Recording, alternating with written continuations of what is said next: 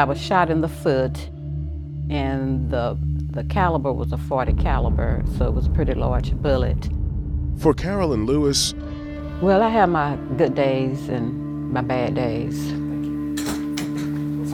Just move so I can get my foot down, yeah. Moving around these days is tough.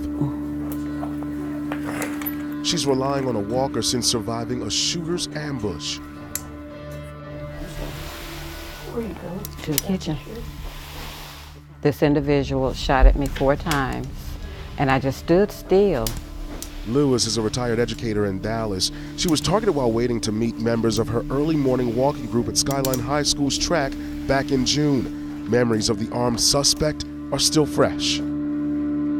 She stood over me, and I said, Lord, if this lady gonna take my life, I want to see what she looks like, and I turned my flashlight on in her face. And this is that woman who police have identified as the shooting suspect. She stood there looking at me, and I said, you shot me. And she just stood there. I said, you shot me. And she said, I'm God, I'm in control of this. Lewis says she took control by playing dead and silently praying. The suspect ran off, but the damage from that bullet still lingers. And it shattered my foot, my ankle, and it broke the bones that carry the weight. Lewis was rushed to Baylor Scott & White. A trauma team treated her injuries. Be a voice for reason as we wrestle with this difficult problem. Thank you so much.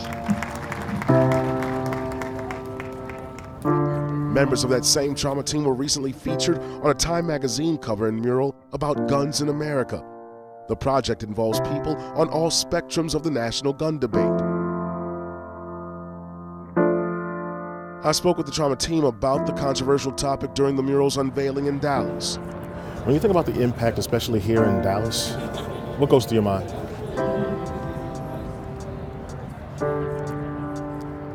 That's a good question. Chief Trauma Surgeon Dr. Michael Foreman is a gun owner who admits his feelings are mixed. Foreman says he hates seeing cases of senseless violence. I've spent a lot of time in family rooms watching tears hit the floor.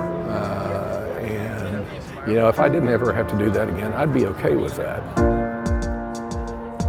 These doctors say gun violence impacts them on different levels.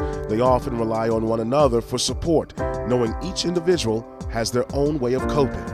Every single patient that I have lost, I mean, I grieve right alongside with the families, and I don't want to keep having to do that. There needs to be something done. You be safe, okay? Love you. Thank you. Love you more. As for survivors like Carolyn Lewis, she still has a series of surgeries in her future.